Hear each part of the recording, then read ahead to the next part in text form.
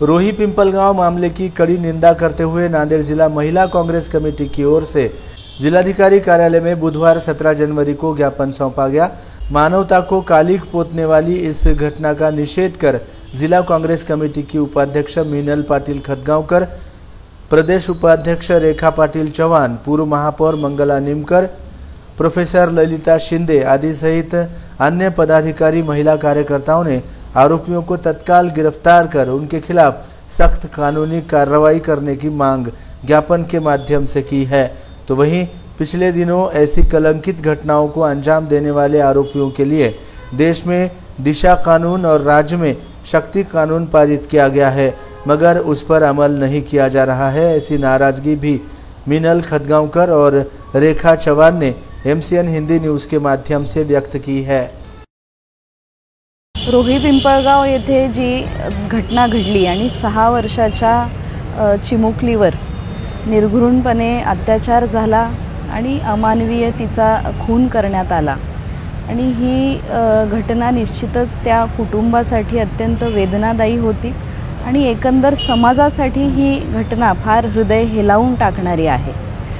त्या संपूर्ण परिसरामध्येच नव्हे तर सर्वत्रच एक भयाचं वातावरण आहे की अशा प्रकारची अमानवीय घटना समाजात होतात आणि ही प्रवृत्ती समाजात बळावत चाललेली आहे। याला रोखण्यासाठी तातडीने याचा तपास पूर्ण झाला पाहिजे। सुरुवातीला ती दोन व्यक्ती ज्या होत्या त्या अज्ञात व्यक्ती असल्यामुळे काही काळ गेला, परंतु त्या व्यक्तींना लवकरात लवकर शोधून त्यांना ताब्यात घेऊन त्यांच्यावर कठोर कारवाई झाली पाहिजे। लवकरात लवकर त्यांना शिक्षा झाली पाहिजे। एकंदरच पालकांना आज मुलांना घराच्या बाहेर पाठवताना जर भीती वाटत असेल आणि लहान मुलांचं भविष्य, त्यांचं संपूर्ण आयुष्य असं हिसकावून जर घेतलं जात असेल तर लॉ अँड ऑर्डरवर मोठं प्रश्नचिन्ह निर्माण होतं आणि हे न होता समाजामध्ये चांगलं वातावरण टिकवणं हे लॉ अँड ऑर्डरचं काम आहे आणि त्या पद्धतीने लवकरात लवकर तपास होऊन कठोर कारवाई झाली पाहिजे ही नांदेड जिल्हा महिला काँग्रेस, नांदेड जिल्हा काँग्रेसची मागणी आहे। काल आमचे नेते आदरणीय अशोकरावजी चव्हाण साहेब स्वतः पीडित कुटुंबियांना भेट देण्यासाठी तिथे गेले। शेकडोंचा जनसमुदाय तिथे उपस्थित झाला आणि प्रत्येकाने साहेबांशी आपल्या मनातली वेदना बोलवून दाखवली।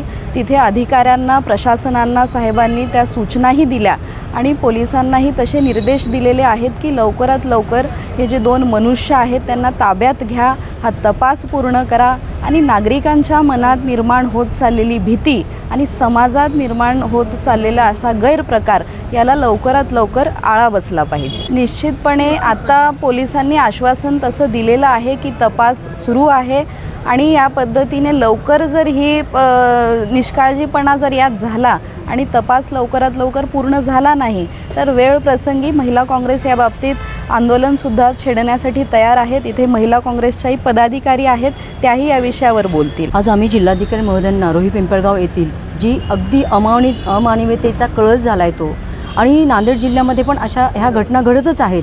म्हणजे 6 वर्षाची चिमुकलीवर अत्याचार करून तिचा गळा घोटण्यात येतो, म्हणजे माणुसकी शिल्लक आहे का किंवा मानवतेला किती काळीमा फासणारी ही घटना आहे। जे काही आपण आंध्र प्रदेशच्या धर्तीवर दिशा कायदा केला होता तो महाराष्ट्र आणि त्या धर्तीवर शक्ती कायदा केला होता आणि त्या कायद्यामध्ये आरोपींना 21 दिवसाच्या आत फाशीची शिक्षेची तरतूद होती। अगदी तसा कायदा, त्या कायद्याचं कुठपर्यंत आलंय, तो कायदा का अंमलबजावणी त्या कायद्याची होत नाही हे आम्ही एक महिला काँग्रेसच्या सगळ्या भगिनी जाणू इच्छितो आणि या आरोपीला की जोपर्यंत तुम्ही तात्काळ लवकरात लवकर फाशीची शिक्षा देणार नाही जाहीरपणे तोपर्यंत हे असे गुन्हे घडतच राहतील। ही असुरक्षितता शासनाने लगेच्या लगे या प्रकरणाचा तपास लावावा आणि आरोपीला शिक्षेपर्यंत जितक्या लवकर पोहोचवता येईल तेवढ्या लवकर पोहोचवायला पाहिजे ही समस्त आम्हा महिला काँग्रेसच्या वतीने या ठिकाणी मागणी आहे।